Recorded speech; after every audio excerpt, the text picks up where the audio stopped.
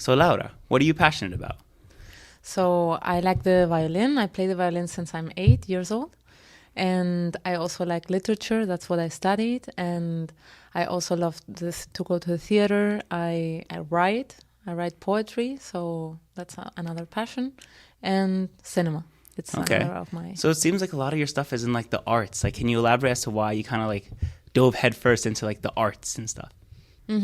I really believe that art can change the world in a sense where you can not only express your feelings, which has like a therapeutic kind of aspect of it. You can really it saves you if you are in a bad moment, but it can also have like a social aspect, a social impact. I really believe that. No, I like that because even for me, like a lot of the times I'll look at quotes from like thousands of years ago, hundreds of years ago, and how that quote can still stand the test of time today. Yeah. So it's kind of nice to see even like poetry and like Shakespeare. Like Shakespeare apparently created words like in the English language, hundreds of words that he just made up. So it's cool to see how like all that poetry art has stood the test of time. Yeah. There is I think it's not only a dialogue with people who are not in this world anymore. It's also you can empathize with people who felt the same way maybe 500 years ago. So it's still... It's awesome. So what are some of your favorite artists or like people in that field that you kind of admire? Especially Spanish, I would say, because it's what I most read about and write in Spanish.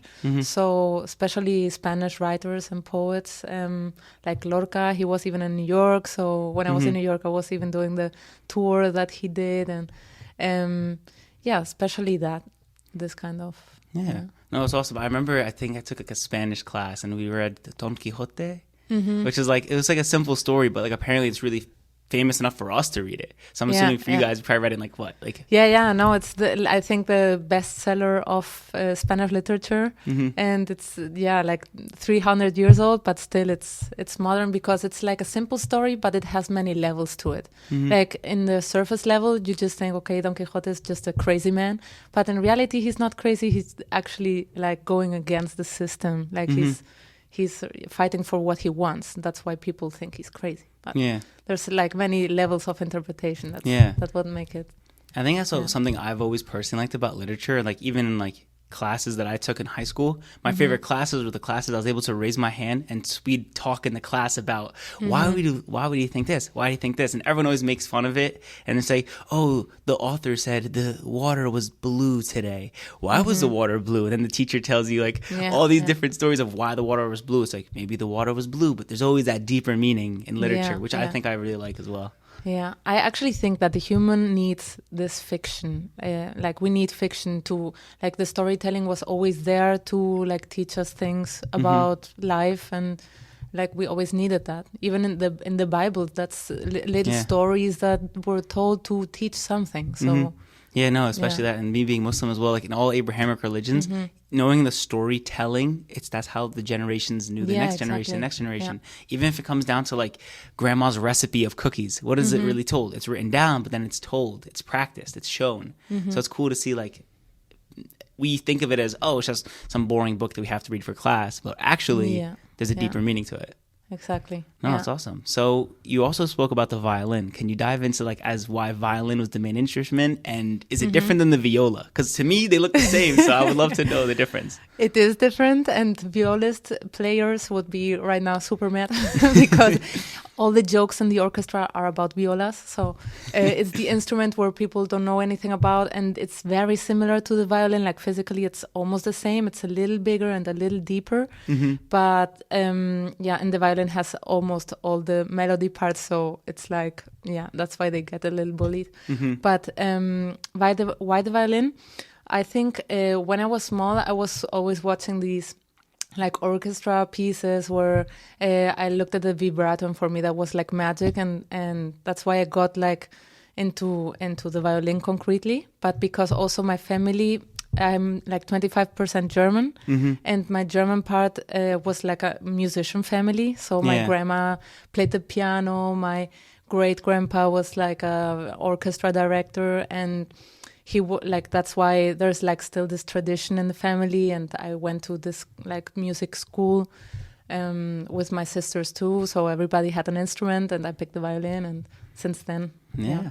What age did you just like pick it up? I started it at 8 years old. Okay. And it was actually really hard because the music school, like in Spain, if you do like a music school instead of like particular classes, you do like every afternoon you have like a few hours of different like different things, like not only the violin but also like orchestra class, also like music theory, music history, choir. Like you have a lot of, so it was intense. Yeah, I can imagine, because it's almost like the whole school system was built upon majority like to learn that instrument, to know it from inside out, right?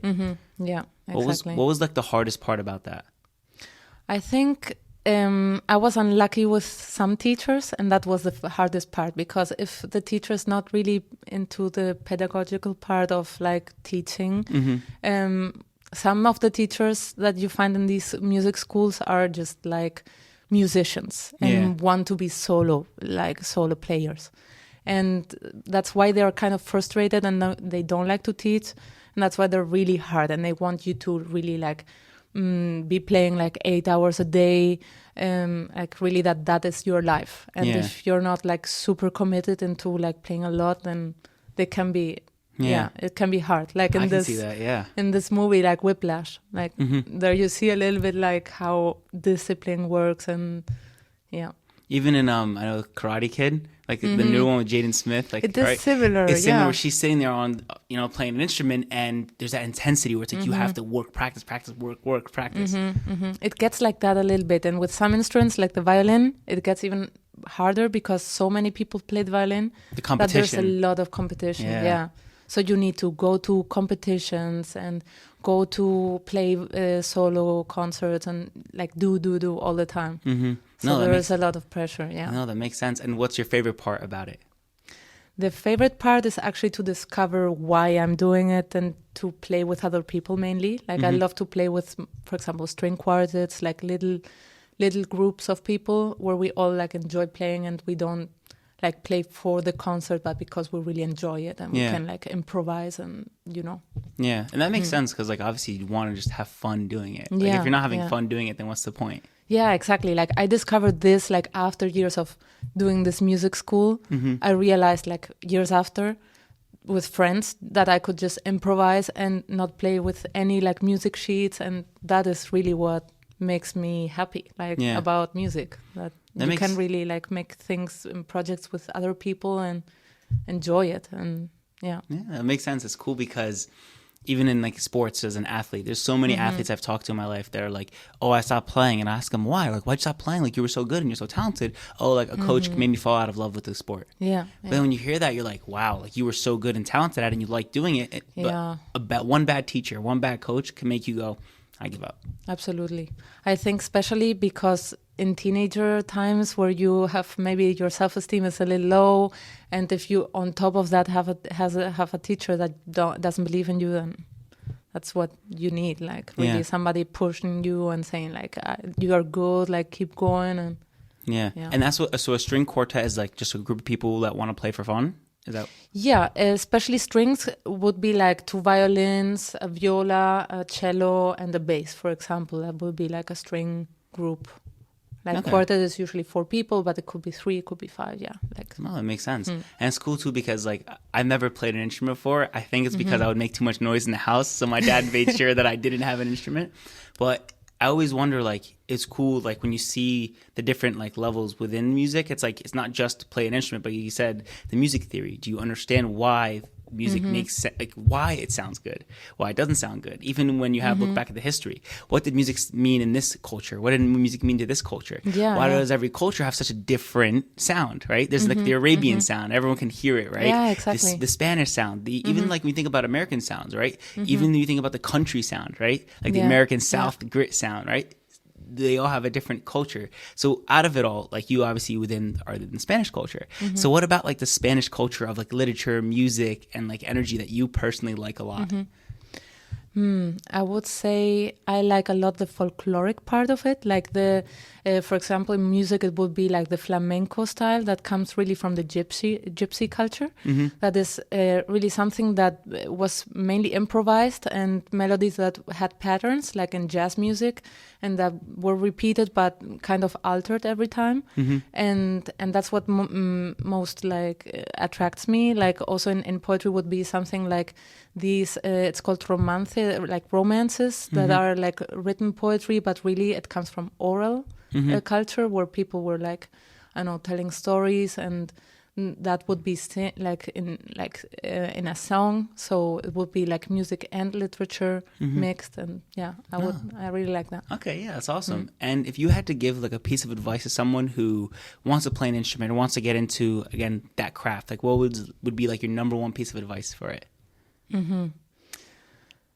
I would say first maybe to know what you like, because many people just learn an instrument through classical music, and that's not the only style of music that exists. So it could be interesting if you really like jazz music to start with jazz music directly, because mostly the classic musicians start in this classical way, playing Mozart and stuff, and then they realize 10 years later, like, no, I really like jazz music. So it's hard to switch once you have like started. But maybe like figure out what you like and go for it, and really believe in yourself. That's the main. No, I love that. Yeah. And again, going off of you talking about teachers and stuff, and I know that you yourself are a teacher. Yeah. So could you kind of give me a little bit of the history as to why like you decided to be a teacher, and the different places where like you got your first start of teaching, and going on for that? So I'm a teacher of high school, so from 5th grade to 12th grade. And I first wanted to be teacher in 8th grade, when I was in 8th grade myself, because I had a really good teacher. And I wanted to inspire like he inspired me. So I wanted to be that teacher where like all teenagers have like bad times. Like I don't think it's a I don't know, easy time for anybody. Yeah, so especially that age. Yeah, exactly. So you need people who are like inspiring, and that's that was my drive. Yeah, and since then, like I studied Spanish literature to become a Spanish literature teacher, but I didn't know if like in Spain or in Germany, because I have some family there. So I was like, I first did like an internship in France, and was there like an assistant teacher in like kind of like a school, high school too, where people were like staying. Some teenagers lived in the school. It was like a boarding school? Yeah, exactly, a boarding school. Yeah. So. And after I started studying in Germany to become a teacher there, and then suddenly I got the Fulbright scholarship, so I had to like interrupt all, and was like, okay, I need to go to the US, do 1 year there. I was here like to teach at a university in Susquehanna, and after that year, COVID, and then I had the choice, like, do I need to like come back to Germany, or do I want to like go back to Spain? So I just continued in Spain with the Masters of Teaching, and now then I got the offer to teach in the German school in Madrid, and that's where I am now. Okay, so do you teach in the German school? Do you teach in Spanish or? In Spanish, yes, okay. Yes. But is it German students living in Spain, or is it just Spanish students it's that learn? Both, really. It's both. It's mainly people who have like some family that is German, but not necessarily. Some of them are just Spanish who want to get into German, and yeah. So it's, I would say like 50% or 60% is like some family or relative are German, and the rest is like, many like kids have diplomat parents or parents who like are businessmen and have, many are German and just are in Spain because they travel a lot. And, no, that's awesome. And it's cool because every time I've traveled and went to Europe, I have a cousin that lives in Italy. He lives in Roma, and he goes to the international school in Roma, and he is telling me that they speak Italian, English. Some of them speak a lot of Spanish, some French, and all these different languages in one school. But like when you go to America, like no one's speaking multiple languages. And if you do speak another language, it's either you're speaking Spanish, you're speaking Arabic. If like I speak Arabic, so it's like Spanish, Arabic, or like that's it. There's not a lot of people who actually speak Italian who live in America or German even. So you know what I mean? True. So it's interesting to see like in Europe they can speak anything. You know, like so many different languages. Everybody knows English in Europe, so. Like you have to like obligatory language is English, and then after you have like in the German school, for example, you can you learn Spanish and German first, then English, and then you have the also optional French. So you have 4 languages at the end. How many languages do you speak? Those 4, right? Because I'm actually it's funny because I'm also a student of the German school, so I came back to my own school, which was at the beginning it was weird because I was like teaching with my former teachers, so they became my friends suddenly. How was that like almost a weird experience to like then now it's to go from like peer like colleague into from like teacher, right? You know what I mean? Like they taught you, but now you're a colleague. The first months were a little weird because I had to really like it's a mentality thing, really. It's just thinking like, okay, these are my colleagues, and especially if I idealized a person that was my teacher and was super cool teacher, it's like, okay, he's my colleague. I can be at the same level with them, like you know.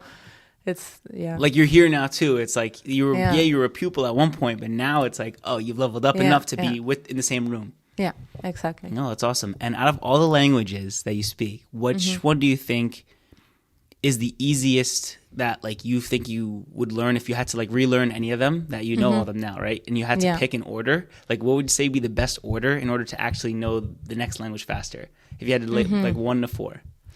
Okay, I think the most difficult one is German. And the easiest one to learn is English, but they're pretty much, they have the same roots. So if you know German, it's super easy to to learn English. For a Spanish person, it's not that easy to learn English, I think, because the accent.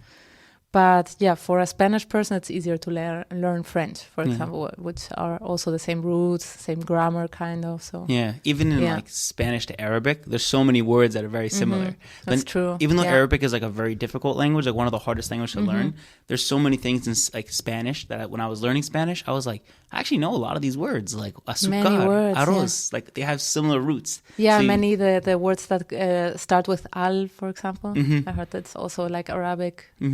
And it's cool when you see like how languages can, when you know that language, now you can talk to all those different types of people. Boom. So it's awesome that in Europe, like that's such a promoted thing. And you think that's like one of the differences between like American schooling versus like European schooling. Like probably like the biggest difference you think, or no? I think that, and also maybe I don't know. I have not personally an experience with high schools here, but what I have heard is that, for example, in history class, they see only one part, where in Europe we learn, for example, American history, but here we it's maybe more divided. Here you don't learn, for example, for me it was crazy that you don't learn like African American history or what happened to the indigenous people, or I don't know, Vietnam War, or even about European history, not only just the Romans, but what happened recently, not only the Nazis, but also a more complete history class. But and it was you say that history classes regardless were just more complete anyways. Like you had sections off that were like African American history, European history, went into like American history, and like it was sectioned off within one class. For example, like say if I was in 6th grade, from fall semester to the spring, you were taking all of it within 1 year, and it was just getting more and more every year, or was it more specified? It was more like in history class, you got all of those like topics inside of it, but not like classes. More like, topics. Okay, because I remember when I went to high school, my freshman year was like American history, basically, right? And it was all of it, like from start to finish, like throughout all the years. We went through the entire timeline from the Declaration and a little bit before. So it was awesome to do it that way. But then my 10th grade year you took like the AP version of it. So you took like, that was the option, right? You took AP United States history. But then the next year, I had the option to take AP Euro history. Oh, okay. So I took like a European history course. But the funny thing was when I was in that European history class, it was weird because we would learn things like about like the Vatican, the Catholic Empire, the different things that they did. Even when the guy who put the nail on the board, Martin Luther, yeah. right, learned about that, and that was cool. But then I felt as if they kept bringing back American history in the system. You know, like they kept relating it back to American history and back to American history. So you never actually learned just a European history. There's always a reason why the Americans were involved somehow. So then you kind of learned specific things. So I didn't feel like I actually learned that much European history. I couldn't tell you what was going on in the French Revolution realistically in the 1800s or 1900s. But I knew the one where the American and the French fought. See what I'm saying? So I can see kind of how that was different, and definitely we did not learn about any African American history. And like I know we had like a small chapter of like Asian American history or something, but again, it was because they were immigrants who then built the railroads in California or something, you know? So that's kind of still it's like to be critical also with the European system, like we don't learn anything about Asia or Africa. So that's also like very European and maybe American centered at the end, like like the Eurocentric ideology of like history. And the reason why I know a lot of like African history and like Middle Eastern history is because again, like me being Egyptian, my parents would teach me and they would tell me like, oh, actually this is what happened in the war here within this region. And then when America got involved, when this country got involved, this is what happened. So when we would learn it in class, like you're saying, they're teaching it from one side, I would raise my hand and be like, actually, I learned that this is this. And the teacher didn't know. So now this history teacher is teaching me something that they don't know about, that I know now both perspectives, but they're only teaching the side of American history. So then all those kids are going to have the perception of America as this winner, this. Like, and they're not going to write about the bad things. They're going to write about the good things. So are you really learning like deep parts of history, like from both perspectives? You know, even when we think about like the slave trade, right?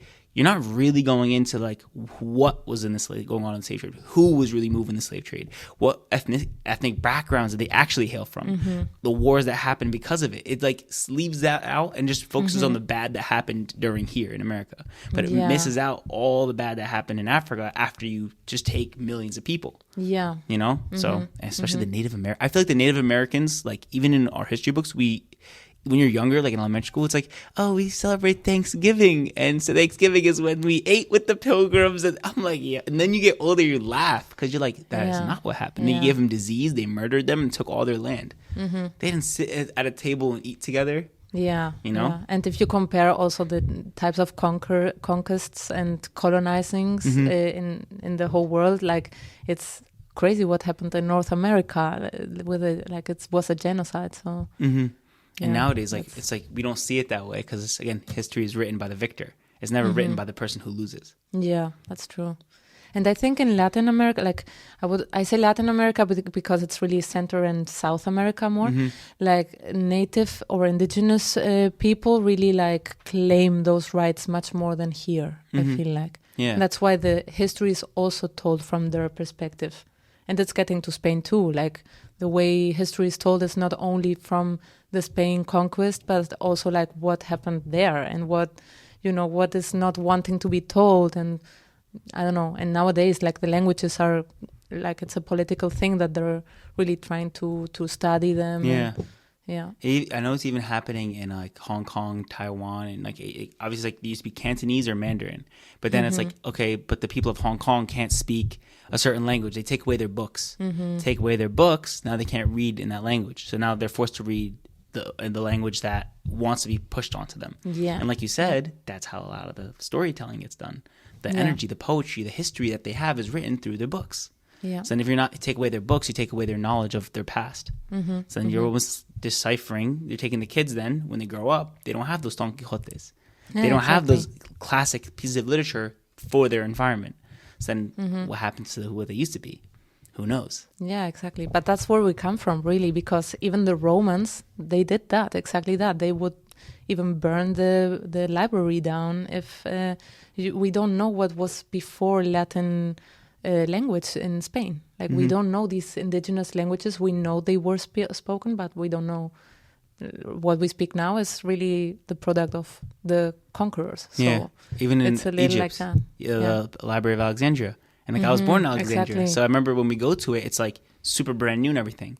But the original library definitely had way more different books. And again, it was in the Mediterranean. What was in the Mediterranean? All those countries, how powerful they were. You know, like all the Italy, Spain, Portugal, that is so much history there.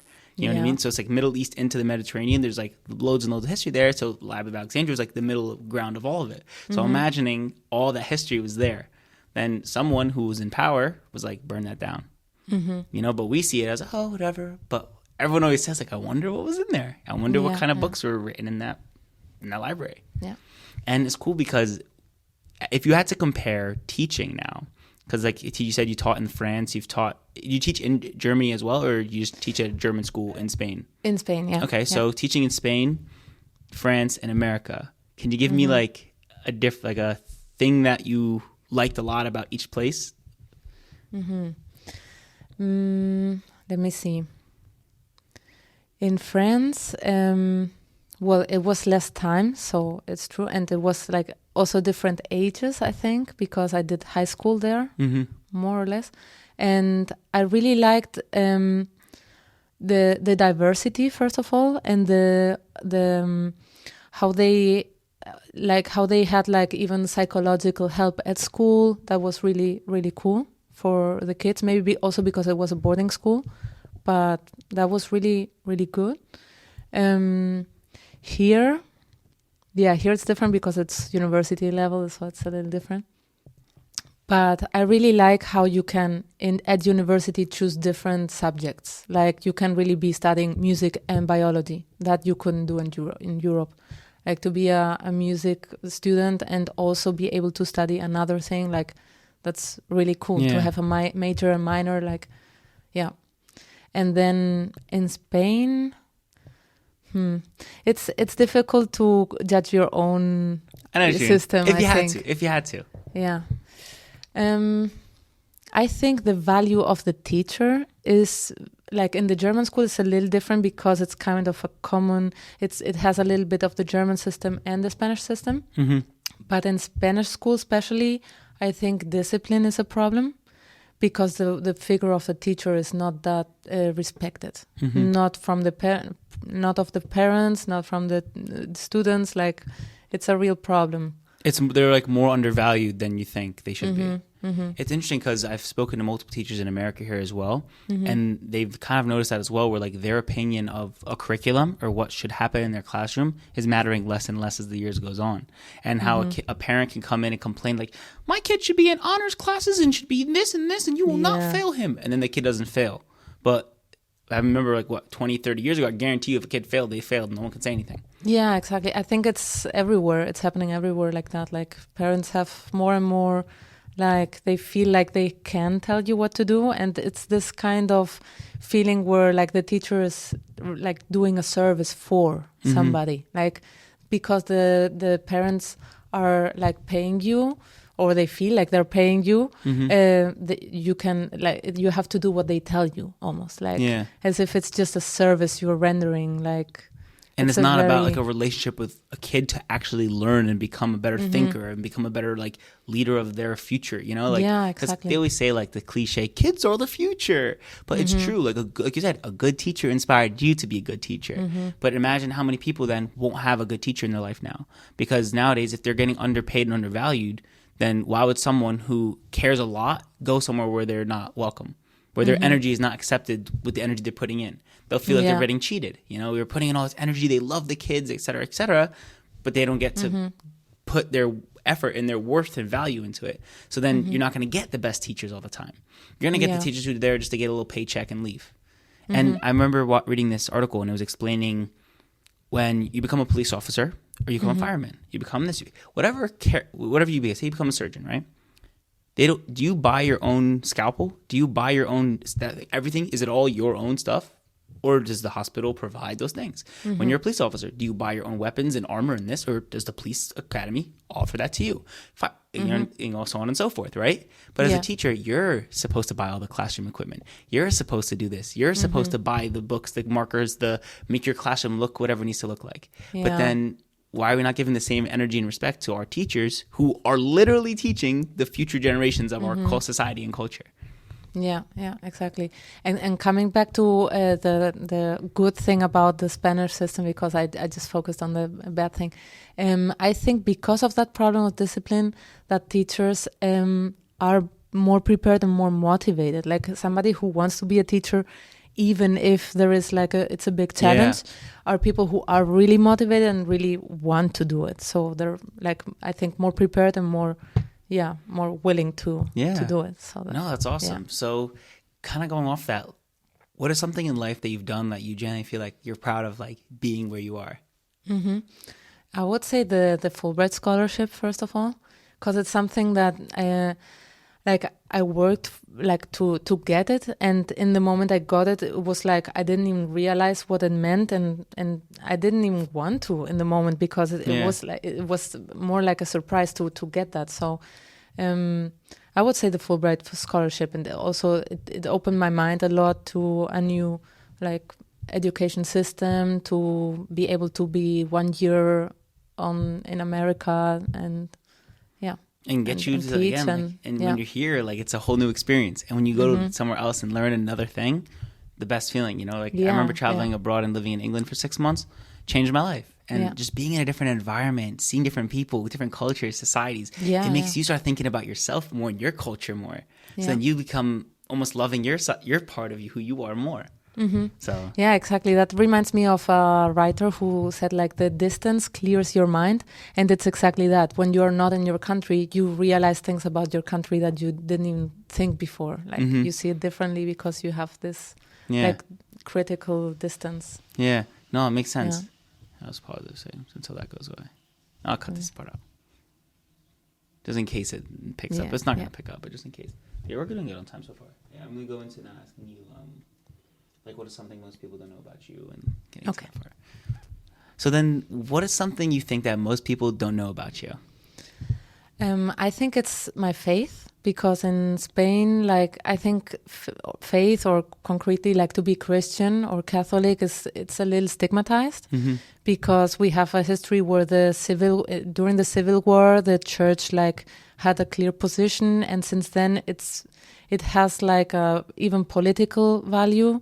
So nowadays nobody really talks about what they believe, or if you believe, you don't say it, kind of, which is sad, because I feel here people are really free to express themselves. If you are a Christian, if you're Muslim, if you're not, people just say it or even wear it. I feel that is okay. Yeah. No, that's interesting, because I know that, again, religious freedom, right, is as a whole thing. I always tend to think no matter where I am, that's who I am. It's part of my faith, my values, my morals. That's where I get my wholeheartedness. It's I look back onto it and I'm okay, where did I get my morals, my values?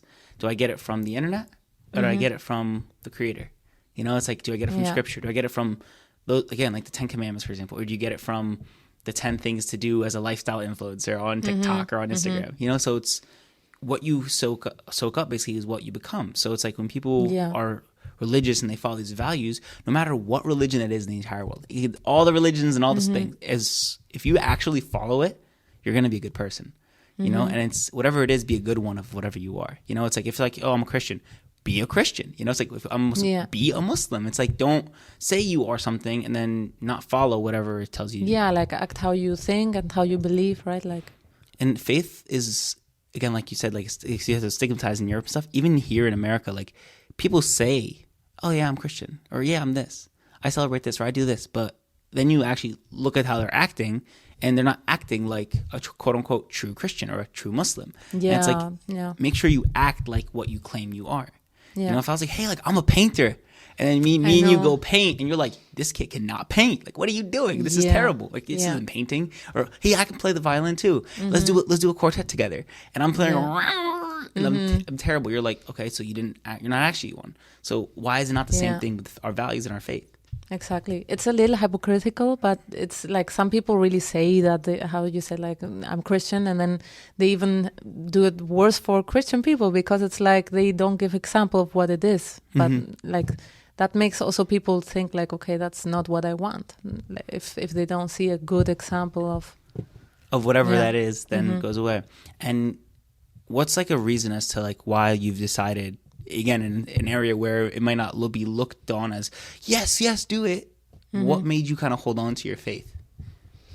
I think that's something, well, my family, I think, helped, because it's something that like my mother transmitted me, and that's how I always like practiced because of that, because my mom showed me, and we would like pray together and stuff like that. So I think mainly because of that. Okay. Like that, like the making rituals together always helps like to maintain that. And like family bonding too. It's like a unity. And something that I always noticed, and I talk about with even in Islam, it's like when I go to Friday prayer, I'm going to pray with all my brothers and sisters, you know, and we're all standing in congregation together. Whether you're black, white, Hispanic, doesn't matter. You're there to pray to God. And you're all there for the same reason. And that sense of community is like what keeps us together. But nowadays, we're living in a hyper-individualistic society. Yeah. So if you're part of that, everyone looks at you as like, oh, like, that's weird. Like, why are you in this group thing? You know, it's, oh, you're just doing that because mind control. They're just controlling you. But then what's controlling you? Oh, money. How many people are controlled over money? And something else I remember you telling about this is that what rules the world and what runs the world isn't money, but sensibility. So I kind of wanted you to kind of explain that a little bit to me. Yeah, I think like people are like obsessed with the idea of money, but really that's why I also believe in art, because I think like sensibility changes the world, and sensibility moves the world really. Like what really an individual talks to another, and like how you express yourself and how like art works, like that is really what changes and what makes a difference. So. And the thing is funny about art is if someone draws like a stick figure and then puts it up on a wall, that's worth what? Whatever the stick figure was, the time I spent. But over 20 years, 30 years, that person passes away, 100 years, 300 years. Now that piece of art is like memorialized. Like, oh my God, that's worth $100 million now. Even with art like we said, like the Mona Lisa, right? There's people that can draw way better art than the Mona Lisa if you just look at it, right? It's a nice painting, right? Yeah. But it's not like it's the most perfect photo ever, and every... What gave it the value? It's the authenticity. It's whatever value that came from it the whole time, and just grows and grows and grows. So, but someone looked at it right away and was like, "Oh, it's a cool painting, good job."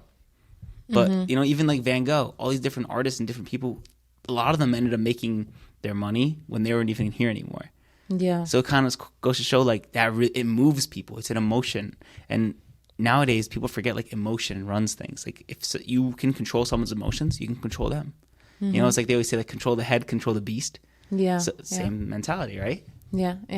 I think there is like a part to art too, where it's like more like business thing. Like you're selling art and you're selling the value too. Like that's also like, you can say like this is a 3 million piece of art, and it's really like a banana hanging like from the wall. Yeah. And there that exists. Like that's contemporary art. So there's this kind of art where people want to make money of it, which I think always was like that. But there is also like, and that happens to Mona Lisa too a little bit. Like she's that famous just because she was like stolen a few times from the museum and stuff. Like it's still a piece of art and very valuable, but it made it even more valuable to have a story to it. Story, yeah. And there is like this other type of art where you like need to codify, and you're really like creating symbols and playing with words, for example, No, like that's awesome. Yeah. It's interesting because even for me, like I can't draw. I'm the person who draws stick figures and tries to pretend they know how to draw, but really can't. But I always like looked at people who can draw, and I'm like, wow, they're literally able to create. Like they can look at a landscape and draw the trees and the butterflies and the birds, and it looks so real, like almost like it's jumping out of the page. And that's such a talent, like a skill. And I think about it as like you can't put a price on that sometimes. Like capturing a moment, and everyone's like, "Oh, a picture is worth 1,000 words," right? But how easy now just to capture picture, right? But we forget like the beauty of what a picture used to be. You had to sit still for an hour for someone to draw us. You know? Yeah. No, that's actually interesting, because I think that's changing also the way art is right now. Because if talent is not so much worth anymore, because you can create any picture and you don't need to like really draw it. So it's like talent doesn't matter so much than maybe 100 years ago. So everybody can just design or digitally make something that is amazing. And so it's more about being creative than being really talented, for real. And it's interesting because I know, like, obviously, like ChatGPT, the Mid Journeys, all these different AIs and softwares can draw things for you. You type, I want da da da da da, draws it for you like that. Gives you 10 different examples of the exact thing you wanted, and then you keep saying, okay, no, I want it to be a little more green. Makes it a little more green for you, and I want, but that just takes what? Just typing. Yeah. But it doesn't take creativity. Really, you're typing, you're asking what you want, but you didn't come up with it, right? So it's not like that authentic piece of art. And it's even like in handwriting, right? Like, how often in schools I want to ask this, do you teach handwriting in your school at all? Well, they already know how to write when they're like old enough already. So like 5th grade, they already, but yeah, they write in classes. Okay. Yeah. Do they also learn, like, I don't know if there's cursive in Spanish, but is there a cursive? Yeah, So there is like a cursive class still, or does that not exist in the younger kids anymore? Yeah, there is still. Yeah. In America, they don't do it anymore. No? They don't even teach in middle school. They don't even teach like on a clock, like analog. They don't teach the analog. Yeah. Everything's digital. So why teach? No, that is still taught. And that's interesting. That's like, I wanted to ask that question because I know I asked teachers here that do they teach this, and they don't. They don't even teach nickel, dime, dollar, half dollar, quarter. They don't teach each unit in classes like they used to anymore either. And I'm like, wow. And in Florida, they don't teach reading as an elective in Florida, and it's like, okay, yeah, it should be like obligatory for everybody to. Right? Yeah. And it's crazy because when you hear how like a teacher like lives in Spain talks about it versus here, it's like I'm noticing certain things are held like, this is what we do. This is what makes us us. We will learn English no matter what. We will learn our native tongue. But how many people who are born in America who their mom and dad say Spanish or Arabic, they don't even speak the language. It took one generation. Now they don't even speak their native tongue. That's such a pity. That's like really not valuing what you have. Because that's a whole culture. Yeah. And it's weird because I always wondered, like, at least in my school system, the first year you can start learning a language is 7th grade. But 7th grade to start learning a language I personally think it's too late. It's late. Like, you could learn a language anytime in the world, right? Anytime in your life, right? But when you're like 4, 5, 6, 7, you're learning things like a sponge. It's like that. You'll learn really quick. And if you say you have two parents, one who speaks one language, one speaks another, you will learn those languages like overnight almost because you're just hearing it and your brain picks it up and boom. That's the best way, to learn it. And now you see that and I'm like, wow, like it's cool to see how Europe and America, how different like the two different school systems are. Still, I think there's a common thing and that just students read less and less because social media. I think it's a big distraction and that's what makes students and teenagers in general to read less. And I think that's common, like in everywhere. It's happening everywhere. Because it's technology. Yeah. And I remember reading an article that was explaining that kids don't read anymore because they'll read on their phone. They'll look at Instagram, TikToks. And that's why they have a harder time like understanding the texts. Comprehension, which for me it's crazy because some texts are not even that difficult and sometimes like a 9th grader is not understanding what he's reading, and that's really like alarming a little bit. Like you need to, like if you're not understanding a text, then you can be easily manipulated. Like that's what, and it's even more important now that they have like social media technologies to even be more aware of, to be critical, to be questioning. No, that's awesome. And going off that, where do you think the world will be going in like 5 years? I'm a little pessimistic, but I also have hope. I know, like with the climate change, like I think if we don't do anything right now, it's going to be a bad world. We're living for our kids. I think that's why it has to change. Something has to change. Like we cannot continue like that. And I'm talking not only about the climate change, but also about the economic system, about the injustice in wealthy countries. Like that shouldn't go on like that. Like we're creating a horrible world, and what is happening like with the Amazonas, like every day 10 stadiums of like football stadiums are being cut, like trees are being cut like that. Like it's horrible. But that's why I really have hope that it will change if everybody comes together and as a community, like to do a common change. But yeah. No, I love that. And it's interesting because people don't realize that, like, if we don't have this world and we're destroying it, we're just destroying ourselves, because we only have one world. We're not going to Mars. Mars is not inhabitable, and it will never be inhabitable. Nor do I want to hop on a spaceship and go over to Mars and figure it out. I will not be one of those people. So when you look at like how the world, everyone's like, oh, we're having an overcrowded problem. Oh, we have this. Oh, we have that. The world is huge. We do not have an overcrowded population. You know, like you can drive for miles and miles and miles through America and see nothing. Yeah. You know, so it's like clearly there's places, there's room for things, but I think people forget it's like what we're doing to our oceans. Like when you throw plastic into the water, those microplastics, then we consume. Apparently we're eating up to 2 credit cards each a year. I know. Yeah, they recommend not to eat fish more than once a week just because of the plastic on it. Like that's crazy that the animals themselves are eating so much plastic that we can't eat what we were used to. Like. And it breaks down in the water. So when they're just when they breathe, obviously they're breathing water. So they're ingesting plastic, putting out plastic. So then the fish itself becomes poisoned. So then we eat that fish, and then we become poisoned slowly and slowly and slowly. And then when it comes down to, like, again, like our generational gaps, they say that when men, right, will have like these microplastics, it messes with their testosterone levels. It says when women eat it, they mess with their estrogen levels. And if it's messing with our sexual hormone levels, then what happens when we have kids, it's harder to have kids now. More people are infertile, men and women. Exactly. And then when it happens when you have the kid, there's complications more often. So you have to be healthier. But the healthy food costs more. And if the healthy food costs more, and it's all these problems that go back to how we treat the world. But it's not how me and you treat the world. It's how the people or the corporations are treating the world. How they're dumping everything in the ocean because it's cheaper that way. We make more money. We make more profits. But if we chase the money, like you said, and not sensibility, look what's going to happen. It's going to hurt the population. That's why, like, it's a problem because really you can't do it alone.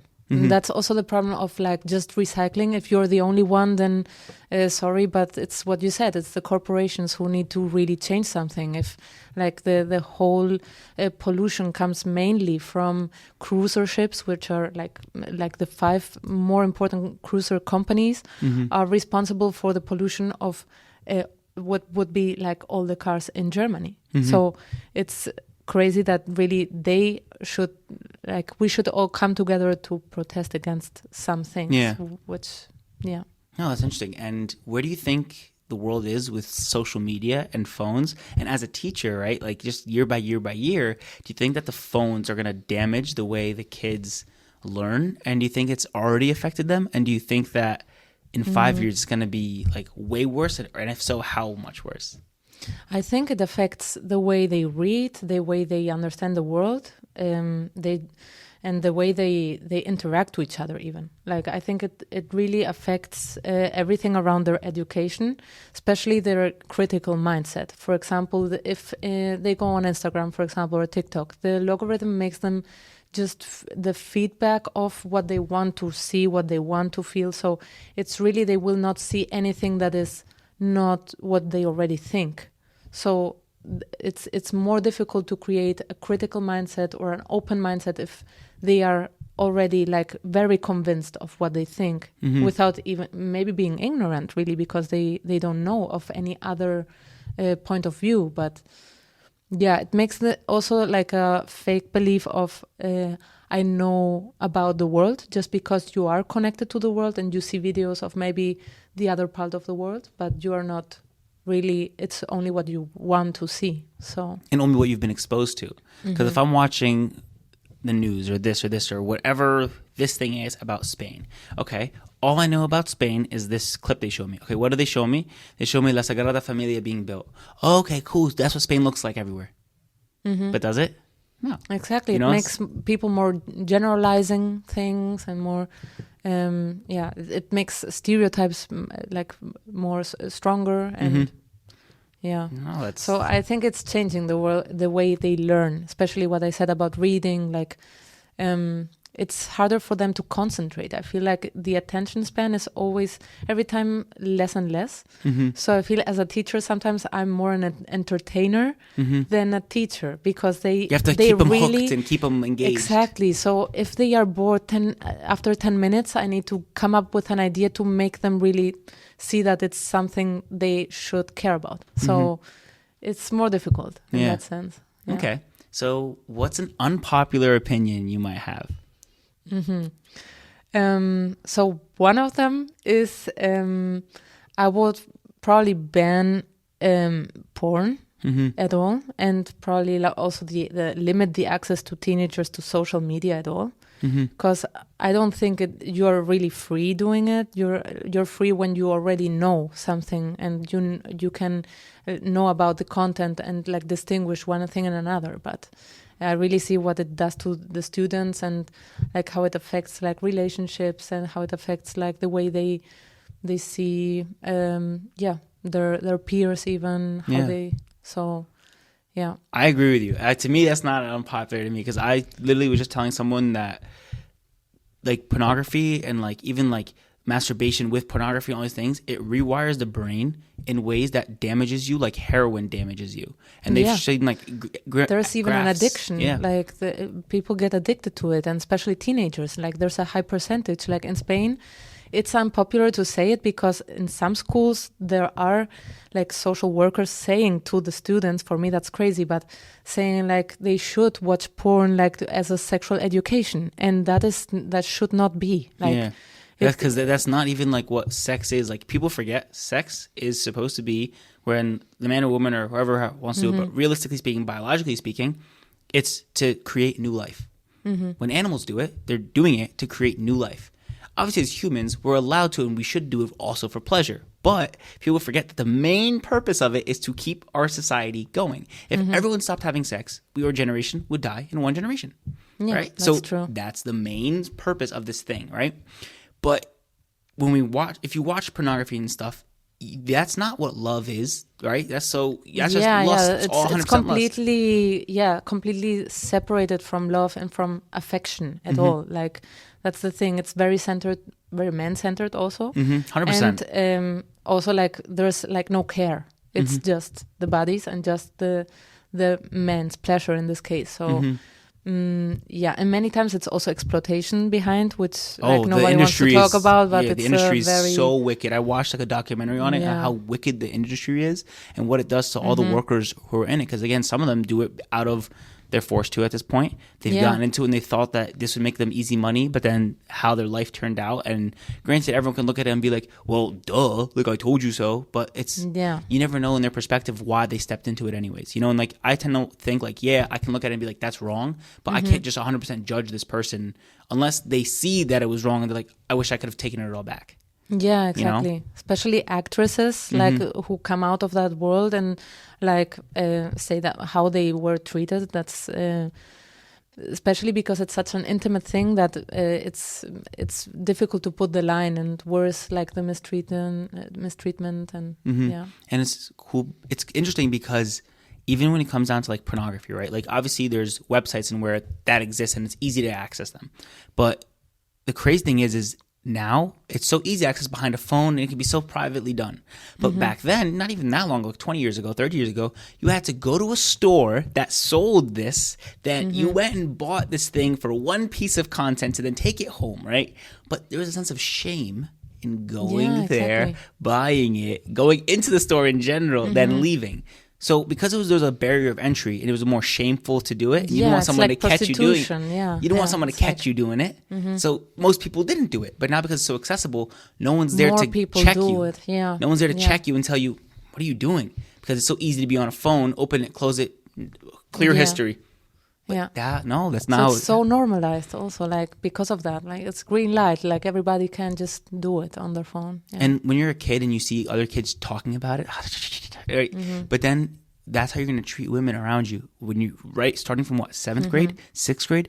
I remember talking to people, they first saw it in like 5th grade, 4th grade. And I'm like, that is so young to be exposed to that type of content. And if you were to be exposed to that content of like love and kissing and hugging and caring about someone is different than you're seeing someone, again, like I said, man's perspective of pleasure, right? Yeah, this woman do rough and tough and blah, blah, blah. All these like hyper things. Like that's not what real love looks like. That's just, again, like the illusion of what you think it is. But then that's how you're going to speak to women then. That's how you're going to think you're going to treat a woman the first time you talk to her. Yeah, exactly. And that's wrong. It generates behaviors around it. Yeah. And again, I agree with that. Like, definitely clearing that out. And another thing I remember you talking to me about was charity programs. Can you talk about? Yeah. So I would also say like a charity program should not exist in general, because for me that shows that the system has a hole, like a gap in the system. Like that is something that should not exist, because in a perfect society that should not be taken care of volunteering people who want to make the society better. That should take care, like the state or the government should take care of those things or like these injustices. Because they have all the money, they have all the power to do it like that. So for me, that shows that something is wrong. Like there's a failure of the system. If there is like so many charity volunteering programs and organizations. Yeah. But most people, at least in America, I don't know how it is in other countries. Like I would do volunteer for it, but at the same time, it shows me like, wow, that it's so bad that it's so broken that you need me to come do it. Yeah.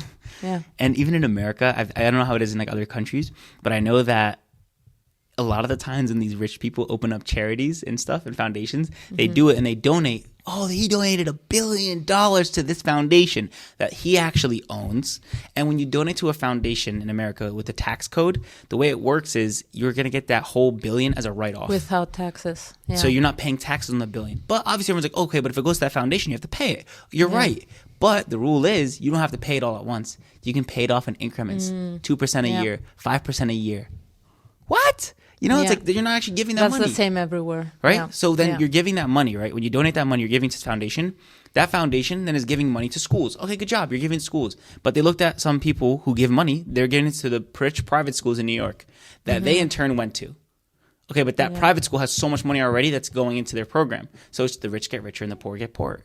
Exactly. So, it's the money in a circle, going in a circle. And it's just me handing it to my friend. And my friend hands it back to me later. And that's the problem. And it's like, and that's what make many people not donate, because you see that some are corrupt, some organizations are not really reliable. Like, what do they do with the money? Like, it's complicated. Yeah. And that's, again, I know something like, I guess like in Islam that I've learned is that you donate 2.5% of like your net worth or your wealth every year. And the ideal way to do it is to like buy like, again, food for people directly. Like if you literally buy a goat and that goat gets killed, like you see the result and you see what you're doing exactly. And I remember like asking my dad, I'm like, Dad, like, how does this work? How does it? Because you're younger, you're asking questions like, why only 2.5%? Because it's supposed to be small enough that it's not hard for you to do it, but enough that if everyone was giving that exact amount, there would be no world hunger, there would be no poverty, there would be no problems. True, yeah. And 2.5% isn't a lot, you know. So you make what? You make $100,000 a year, $2.5 grand. That's nothing. You know, you make 100,000, 2.5, nothing. Yeah. But nowadays, that's like hard for people to even give. Yeah. You know, and in something. But you could even give time, like. Yeah, because your time is still worth it. Just standing in line at a soup kitchen and giving people meals, it's worth it. You know, and I do like that a lot. I like that you kind of have that perspective, because some people are probably looking at you like, "What do you mean you don't want charities to exist?" But the reason is like pretty accurate. But I know, because I was in a charity myself. Like I did like volunteering in a charity program that was like to help kids with like complicated background to do their homework, and I was just giving time and like helping them, right? So it's like you don't need to be having money to really help. So yeah, no, I like that. And so on the OlyKanoli show, I always ask every guest, what is a word you want to learn in Arabic? And the word you asked for was empathy. And if I had to translate it directly, a word that like we use for empathy is hanaya. Hanaya, perfect. And again, can you speak Spanish and other language? It's easy for you to say it. But hanaya is like, it almost means like gentleness or softness. But like when you say it in like sentences, it means that it's like have some hanaya. It's like have some empathy, like have some care about it. That's beautiful. Yeah, so that's how you say that. And I always ask, what's your favorite quote? So can you tell me a little bit about your favorite quote? Yeah, my favorite quote is, it comes from Latin, amo ergo sum, but really it's from an English poet, Ezra Pound, and and it means, I love, therefore I am. And for me, it's important because it's like, where you put your love, it's who you are, really. Like it makes you. Like what you love makes you. So I really believe that. Yeah. No, I like that. And again, it's like, people always say it's like if you want to become something, just be that thing. Like you almost step into it. And it's like when you have self-positive talk, you love yourself, you believe in yourself, you'll achieve whatever that thing is. So it kind of even means and resembles that as well. But no, I really like that. Yeah. No, I just want to thank you again for stepping Thank onto the you podcast too. and being here. It's been awesome to talk to you, and I hope nothing Same but for the best me. for you.